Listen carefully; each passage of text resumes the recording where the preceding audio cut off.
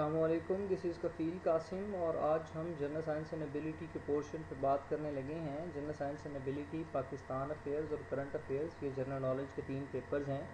Compulsory subjects के साथ इनका ताल्लुक़ है। जनरल साइंस एंड एबिलिटी एक ऐसा पेपर है जिसके अंदर एक साइंस के बैकग्राउंड का बंदा, ऐसा बंदा जिसकी degree biology, zoology, botany, microbiology, chemistry, physics, maths या कोई किसी दूसरे साइंस सब्जेक्ट के साथ उसका ताल्लुक़ हो, अगर वो उसकी हो तो वो डेफिनेटली इस सब्जेक्ट में से मोर देन 80 स्कोर कर सकता है।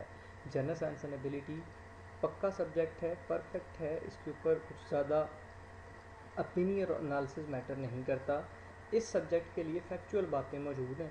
अगर किसी बंदे को वो फैक्चुअल बातें पता होंगी, वो लिख आएगा, उसकी प्रेजेंटेशन ठीक होगी, उसके डायग्रामेटिक प्रेजेंटेशन ठीक होगी, उसके एक्सप्रेशन ठीक होगा, वो बुलेट पॉइंट्स में लिखेगा, तो मुमकिन है कि वो इस पूरे को जो है इस पेपर को वो काफ़ी हद तक अच्छे तरीके से परफॉर्म कर सकता है। इस पेपर के जो बेसिक कंटेंट हैं उसमें जनरल नॉलेज के पेपर के साथ इसका ताल्लुक़ है और इस पेपर में से एक इंसान इजीली, जिसका थोड़ा बहुत साइंस का बैकग्राउंड हो, वो उसको अच्छा कर सकता है। इस सब्जेक्ट में जो मार्क्स की डिस्ट्रीब्यूशन है उसमें ऑब्जेक्टिव पोर्शन के लिए 20 मार्क्स हैं, जो सिर्फ साइंसेस से पूछे जाते हैं। कुछ 2-4 सवाल ज्योग्राफी के, कुछ बायोलॉजी के, कुछ फिज़िक्स के, कुछ 2-3 केमिस्ट्री के, तो वो टोटल 20 क्वेश्चन बना के देते हैं जिनका ताल्लुक़ सिर्फ साइंसेस के साथ ही होता है। सब्जेक्टिव पोर्शन 80 नंबरों का है, जिसमें से 40 नंबर इसने साइंस में से देने हैं और 40 मैथ्स में से देने हैं। जो 40 साइंस में से देने हैं वो बेसिकली 4 क्वेश्चन देता है 20-20 नंबर के, और वो कहता है कि इसमें से आप 2 क्वेश्चन अटैम्प्ट कर लें। सो आपके पास ऑलमोस्ट 50% चॉइस बनती है। और जनरल साइंस एंड एबिलिटी के जो पेपर है, जो मैथ्स का पेपर है, इसमें भी वो आपको 3 क्वेश्चन देता है 20-20 नंबर के, और वो कहता है कि आप 2 अटैम्प्ट कर लें। सो आपके पास यहाँ पे भी चॉइस बनती है। अब अगर एक स्टूडेंट जो वाकई ही कंपेटिटिव एग्ज़ाम के अंदर सीरियस होता है, तो वो अपने जो चॉइसेस होती है उनको 100% अवेल करने की कोशिश करता है, ताकि जो उसका कलर है वो बड़े अच्छे तरीके से शाइन कर सके। अब जो नेक्स्ट है, how to prepare this paper for the science students, specifically for the zoology, botany, biology और माइक्रोबायोलॉजी एक्सेट्रा। इनके लिए ये जो पहले मैंने कंटेंट लिखे हैं, biology, geography, environmental biology, food science, astronomy, अगर ये लोग ये वाला पोर्शन अच्छे तरीके से तैयार कर लेते हैं तो ये 2 क्वेश्चन, 4 में से 2 क्वेश्चन जिन्होंने अटैम्प्ट करने होते हैं वो इनके 100% हो जाते हैं और बड़ा अच्छा जनाब में एक्सप्रेशन जाता है। अब इन लोगों को बायोलॉजी और ये वाले जो पोर्शन है, इस के जो एक्सपर्ट्स लोग होंगे, जिनकी बेसिक डिग्री फूड साइंस की हो, बायोलॉजी की हो, ज़ूलॉजी की हो, बॉटनी की हो, उनको पता होता है कि जो पेपर है वो बेसिकली डायग्राम्स के ऊपर डिपेंडेंट होता है। बायोलॉजी के पेपर तो मोस्टली डायग्राम्स और स्केचेस के ऊपर डिपेंडेंट होता है। अगर वो ये पोर्शन करके अपने डायग्राम्स और इस सारी चीज़ों को इम्प्रेसिव बना लेते हैं तो वो अच्छा स्कोर करते हैं। इनके अलावा जो दूसरे स्टूडेंट्स हैं, केमिस्ट्री के, फिज़िक्स के और दूसरे साइंस सब्जेक्ट्स के, ये वाले जो लोग हैं, ये अपना केमिस्ट्री करें, फिज़िक्स करें, कंप्यूटर वाला पोर्शन करें, तो साथ में बायोलॉजी ज़रूर करें। बायोलॉजी के बिना इस पोर्शन को इजीली कवर नहीं किया जा सकता। बायोलॉजी के बिना, क्योंकि बायोलॉजी का सिलेबस बहुत ज़्यादा है, उसमें डिजीज़ शामिल हैं, उसमें सेल के जो स्ट्रक्चर है ना वो शामिल है, उसमें कुछ जनरल फिनोमिना शामिल है, जिसकी वजह से जो बायोलॉजी का पोर्शन है ना वो इनके लिए मजबूरी बनता है। अच्छा, अब मुसीबत ये है कि कुछ लोग जो मैथ्स के साथ जिनका ताल्लुक़ होता है, फ़िज़िक्स के साथ जिनका ताल्लुक़ होता है ना, उनको बायोलॉजिकल टर्म्स सीखना बड़ा मुश्किल होता है। तो फिर उनके लिए होता है कि आप बायोलॉजी की जगह के ऊपर ज्योग्राफी, इन्वायरमेंटल बायोलॉजी और फूड साइंसेस वाले पोर्शन को कवर कर लें, एस्ट्रोनॉमी वाले पोर्शन को कवर कर लें।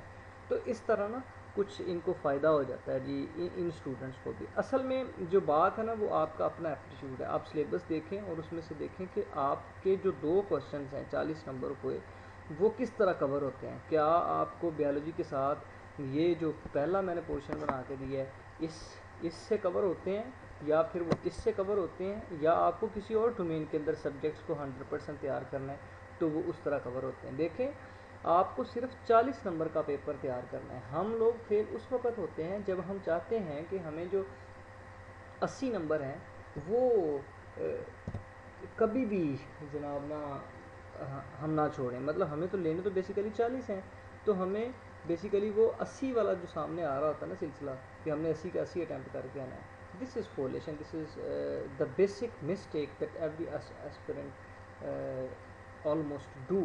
تو اس کی وجہ سے جناب نا بہت سارا اس پیپر کے اندر مسئلہ ہوتا ہے. اچھا, اس کے علاوہ جو آرٹس کے لوگ ہوں گے وہ لوگ کچھ نا اس پیپر میں اس طرح سے ڈسٹرب ہوتے ہیں کیونکہ ان کو یہ سائنسز کے ساتھ سائنٹیفک ٹرمینالوجیز کے ساتھ ان کا زیادہ تعلق نہیں ہوتا. اپینین اور انالیسز ان کا بیسیکلی اسٹرانگ ہوتا ہے, تو وہ اس طرف بڑا اچھا پرفارم کرتے ہیں, وہ اس طرف کم توجہ دیتے ہیں. مگر جو سائنسز کے لوگ ہیں ان کے لیے بہت بڑا جو اپرچونٹی ہے نا وہ یہ ہے کہ اس کے اندر آپ بہت اچھا اسکور کر کے اگر آپ کا اپینین انالیسز تھوڑا سا ویک بھی ہے تو وہ یہ آپ کو ان پیپرز میں کمپنسیٹ کرنے میں ہیلپ کرے گا.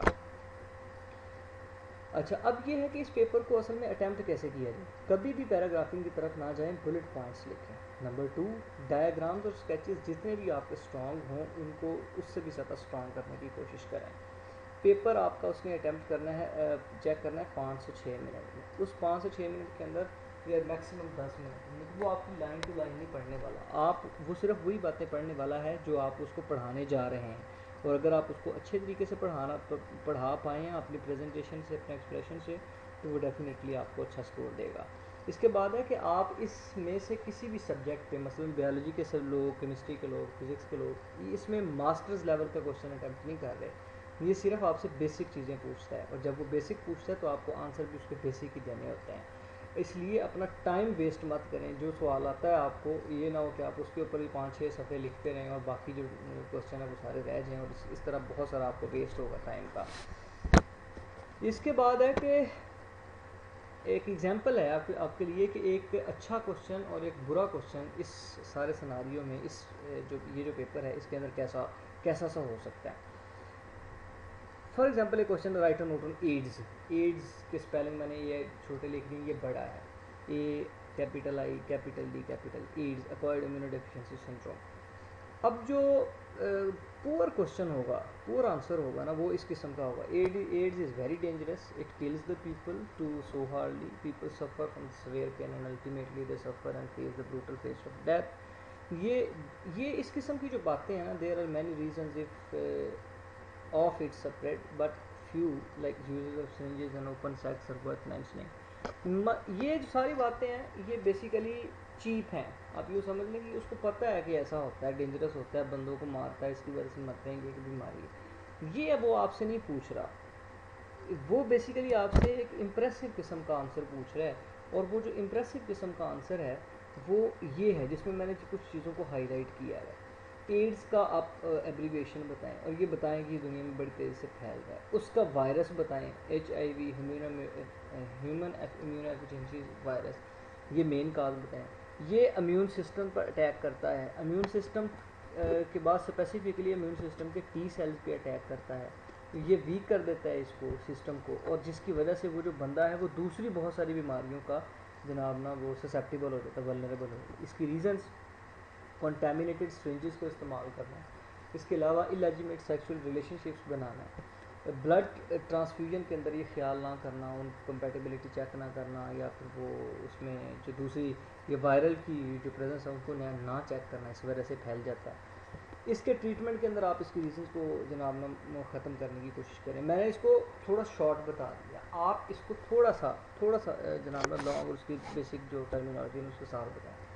جب وہ آپ کی یہ سارے ہائی لائٹڈ چیزوں کو دیکھے گا نا تو تب اس کو احساس ہوگا کہ یار واقعی اس بندے نے کسی نہ کسی حد تک ایڈز والے ٹاپک کو ٹچ کیا ہے. ورنہ اگر آپ اس قسم کا آنسر لکھیں گے جس کے اندر وہ ڈینجرس ہے, موت ہو جاتی ہے, یہ والی ساری بڑی امپورٹنٹ ہے ڈسکشن کے لیے, یہ والی اگر ساری باتیں لکھیں گے تو پھر میرا نہیں خیال کہ وہ نا کچھ زیادہ امپریسو قسم کا رسپانس دے آپ. اچھا, اس کے بعد ہے جنرل ایبلٹی اور میتھس کا پورشن.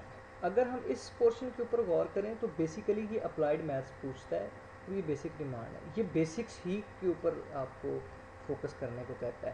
مثلا ریشو کے کوشچنس پوچھ لے، پرسنٹیج کے پوچھ لے، ایج گروپس کا پوچھ لیتا ہے، انہیریٹنس کے اوپر کوشچن دے دیتا ہے کہ والد صاحب کی اتنی جائیداد تھی، بچوں میں، بیوی میں اور بیٹی میں، بیٹے میں کتنے، مطلب یہ کس طرح ڈویژن ہوگی. یہ بیسک جو میتھ ہے نا یہ پوچھتا ہے. بیسک اسٹیٹسٹکس میں مین، میڈین، موڈ، ایوریج اس قسم کے کوشچن پوچھنے کی کوشش. وہ آپ سے کمپلیکس قسم کا میتھ نہیں پوچھتا. اگر آپ 8ویں کلاس کی میتھمیٹکس کی کتاب کو اچھی طرح تیار کر لیتے ہیں تو آپ اس پورشن میں سے 25 سے 30 نمبر کا جناب نا ایزیلی اسکور کر سکتے ہیں. جنرل ایبلٹی کے جو کوشچنس ہوتے ہیں 3 میں سے ایک کوشچن جنرل ایبلٹی کا ہوتا ہے جس میں وہ کوڈنگ، ڈی کوڈنگ اور وہ جناب کوئی ایبلٹی کے کوشچن ایپٹیچیوڈ چیک کرنے کے لیے نا چیک وہ کچھ کوشچنز دیتا ہے جس میں آپ کا جنرل ایبلٹی کو چیک کیا جاتا ہے. وہ ٹائم ٹیکنگ ہوتا ہے. اگر جس بندے کی پریکٹس ہوتی ہے وہ تو ان کوشچنس کو اٹیمپٹ کر سکتا ہے، اور اگر جس بندے کی پریکٹس نہیں ہوتی وہ اس کے لیے کافی مشکلات نہ پیش آتی ہیں پھر اس وقت. ہوپ فلی میری باتوں کو آپ کو سمجھ آ گئی ہوگی. یہ اس طرح جنرل سائنس کا آپ نے ایک کام جو بڑا امپورٹنٹ ہے وہ یہ کرنا ہے کہ اپنے آپ کو انالائز کرنا کہ آپ کا کلر کیا. اگر آپ آرٹس کے ساتھ تعلق رکھتے ہیں تو آپ کو ان میں سے سلیکٹو پورشن کریں. سارے کا سارا آپ دیکھیں، اگر آپ نے جنرل ایبلٹی اور میتھس کا پورشن بھی کرنا ہے، اس میں 60 نمبر کا وہ پیپر دیتا ہے، آپ کو 40 کا کرنا ہے، تو آپ اپنے آپ کو 40 کے لحاظ سے اچھی طرح تیار کریں. جنرل سائنس میں آپ کو 80 نمبر کا پیپر دیتا ہے، وہ اس میں سے آپ کو 40 اٹیمپٹ کرنے ہیں، تو آپ اپنے آپ کو 40 کے لحاظ سے بڑا اچھا تیار کریں. اور اگر انفارچونیٹلی آپ چاہتے ہیں کہ میں نے 80 کا 80 تیار کرنا، تو پھر وہ آپ کا 40 بھی اچھا نہیں ہو پاتا، تو پھر آپ کے سارے کوشچن آدھے ہو جاتے ہیں. تو اس میں نا تھوڑا سا یہ گیپ ہے اور اس کو کوشش کریں کور کرنے کی کوشش کریں. اگر آپ نے ابھی تک چینل کو سبسکرائب نہیں کیا تو کائنڈلی سبسکرائب دا کفیل کارنر. تھینک یو سو مچ. اللہ حافظ.